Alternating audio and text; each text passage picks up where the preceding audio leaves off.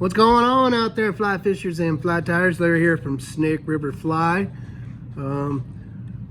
Reapproaching a fly that we've done in the past, and we fish it in a bunch of different other styles and colors, and we're just finally getting around to shoot the video in some of those other colors, and going to show you again. This is the hollow perch. Tie this one on the Matsu SL in a 6 and a 4 with some crinkles on and hydro hackle. This has been a staple at the shop for quite a few years. We have a lot of perch in our system, and we had to die off a few years ago. They kind of disappeared, but now they're coming back in droves, and we just wanted to show you some other combinations on this. Super effective. I mean, if it's a bait fish, you can use this pattern to imitate it. But here's your standard bright hollow perch. We also do that thing in it's a bright day perch. This is our dark day perch, or a dark perch. We tie these in little baby bass. This is our smallmouth bass. Little baby whitefish. I mean, basically you name it. So what we're going to do for you today is we're going to tie the one we're fishing and tying a bunch of right now is a little baby rainbow. We're thinking about calling these the ribeyes. So I guess this would be a rainbow ribeye. I've got that SL hook in a 6, and we're fishing or tied on our brass eyes that we have here at the shop. Got them in a couple different sizes. These are not as heavy as lead eyes. You know, they kind of go with every color combo, so you don't have to specify and buy a bunch of different colors. But these are in, I think, our medium. And then we're going to start with some Simper 6/0 waxed in gray. And I've already figure eighted my brass eyes on here. So let's go ahead and take our thread, build a good base right there, reattached our thread. We prepped this earlier. And we're going to take some of our pale pink, or pastel pink hydro hackle.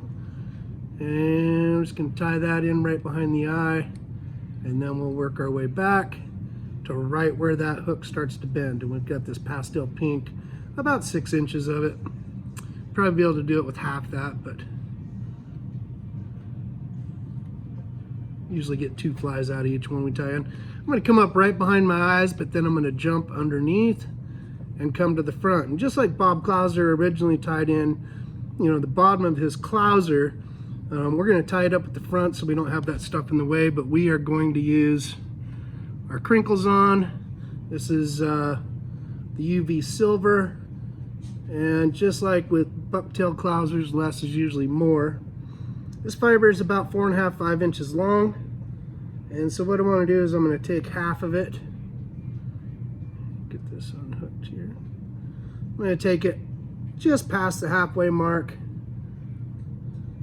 I want it to extend about double, maybe 2.5 lengths of the shank. And I'm just going to tie that in up at the front like so. Right on top, loose wrap, tighten it on there. That'll keep all this stuff out of the way. We're going to bring that back later. I'll show you on. Then I'll stretch this out and I'll jump under my eyes again. And just like in the clouser, we'll come back to the point where the hook starts to bend, where we've tied in our hydro hackle. And then I'll just put that thread back up here right behind the eyes. Then we'll just take our hydro. This is going to make the hollow part of the fly. It's going to add a little body to it, some movement. Cool part about the hydro is you get a lot of little spots in it too. So for the core on bait fish, it really resembles, it flows nice, but it looks a lot like scales. You get some cool light refraction, some cool subtle color in the middle. It just kind of enhances the bugginess.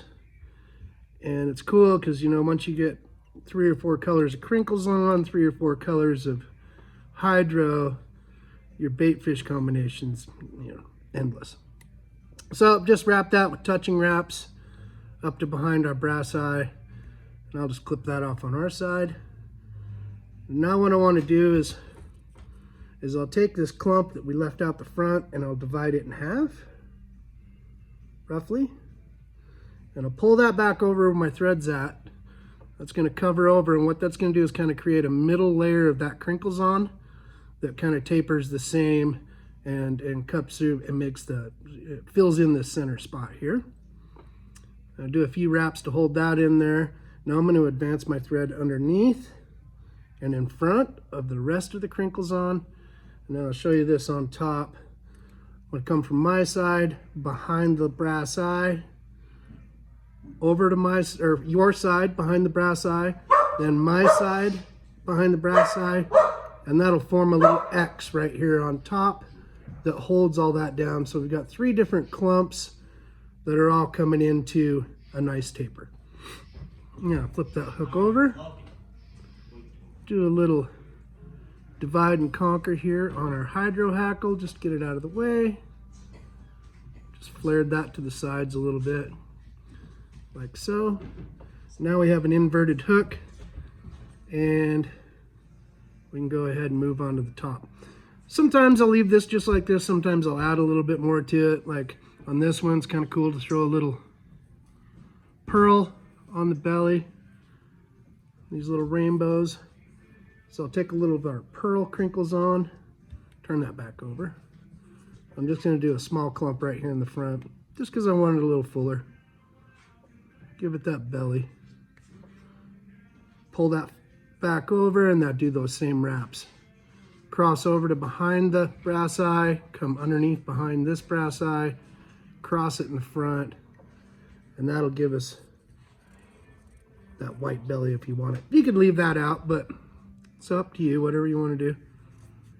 It's a cool thing is kind of build a bug style of pattern where change the colors and you can do whatever you want, sizes,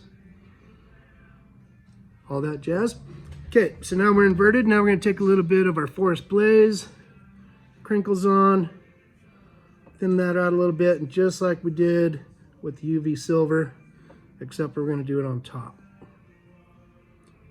I'm going to take and put about 2/3 of that out the back to create that nice taper.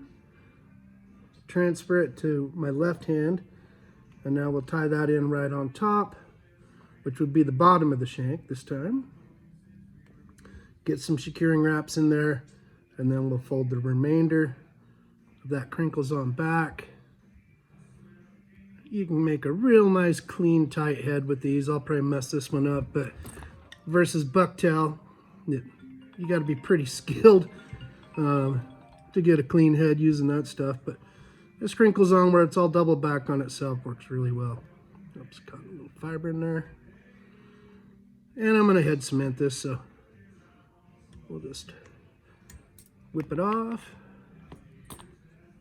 Give her a little clippity-doo here. I like to take them out of the vise.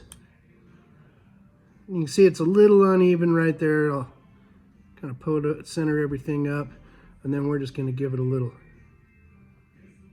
twist, kind of get these fibers to meld together, give us top and bottom nice taper, and then I'll come in and cut that. Kill any little wild stragglers that are driving you nuts, but there you have our baby rainbow ribeye in the hollow fly series. One more little twisteroo. Like I said, we can do these, and you can do these in lots of color combos. Baby bass has been really good. Little baby whitefish is always hot action. If you want to get extravagant, we tie these for the salt.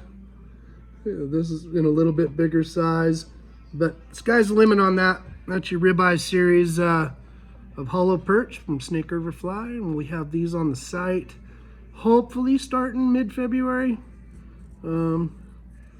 maybe as soon as this weekend. Anyway, there you have it.